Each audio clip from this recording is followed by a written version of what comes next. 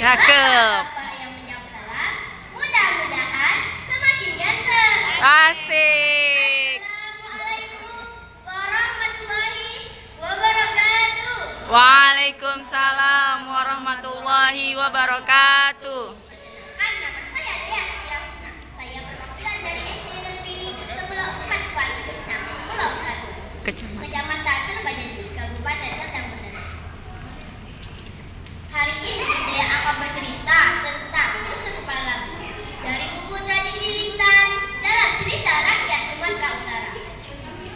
Alkisah tersebut kisah si Busuk Kepala Labu, cerita dari masyarakat Melayu Tanjung Pura, Lampung, Sumatera Utara. Busuk Kepala Labu adalah seorang pemuda yang miskin tetapi mempunyai akal yang licik dan suka membual. Walaupun dia seorang yang miskin, tapi tidak mau melakukan yang pekerjaan yang jahat dan tercela.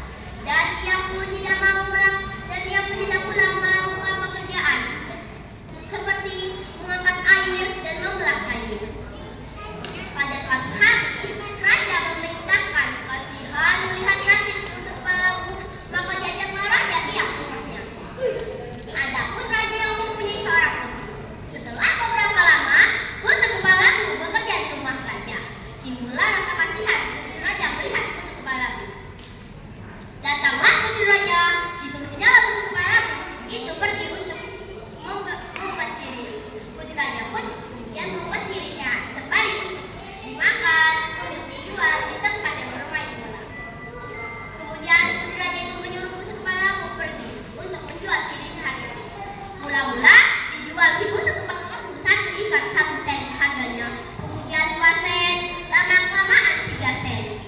Heranlah anak raja negeri asing itu, sebab mereka lah yang mengetahui siapa busuk kepala labu.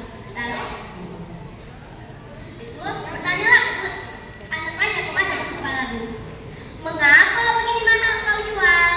Tanya anak raja. "Tidak tahukah bahwa aku sudah kawin dengan putri raja?" Jawab busuk kepala labu. Mendengar perkataan itu, tak percayalah busuk kepala labu, sebab mereka mengenal busuk kepala labu adalah seorang pemuda yang miskin. Dan kemudian datanglah anak-anak raja, diajaknya lah busuk kepala labu. Kemudian terdengar kabar ini kepada putri raja. Kemudian putri raja mengejar busuk kepala labu. Busuk kepala labu pun itu lari, pontang-panting. Larilah ia ke rumah Tuan Gadi. Sampainya ia di sana, ia meminta tolong kepada Tuan Gadi. Tuan Gadi bertanya, "Apa maksudmu datang ke tempat ini?"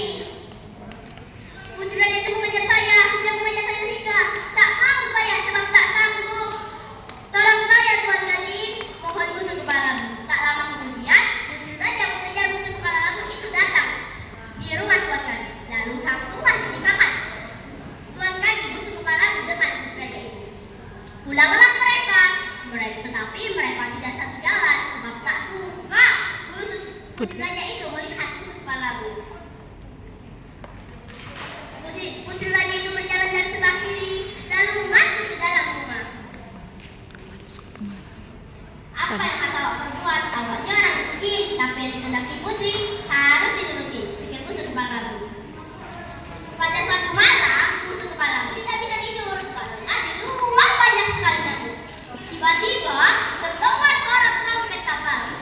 Tut, tut. Rupanya dekat rumah raja di pelabuhan. Wah, Bang Ulung nih datang, pikir busuk kepala labu. Kemudian masuk lagi satu kapal.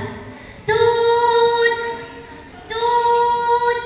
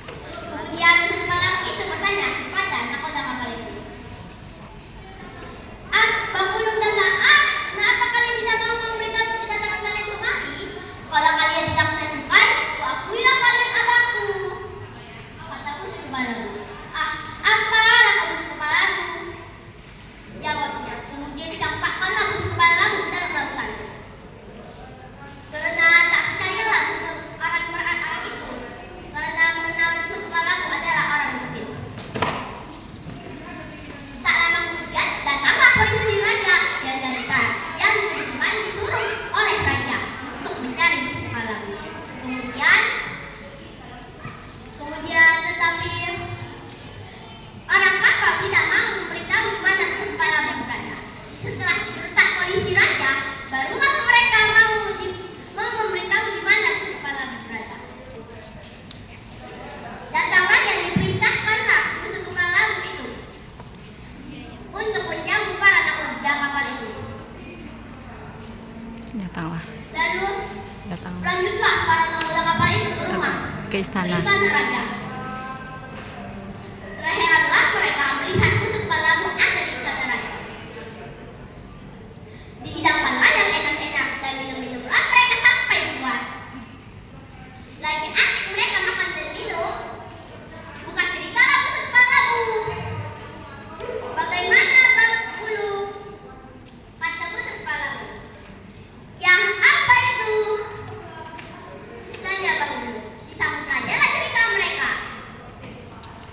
Apa itu busuk kepala labu? Tanya raja. Tanah, tuanku, balas busuk kepala labu. Luas,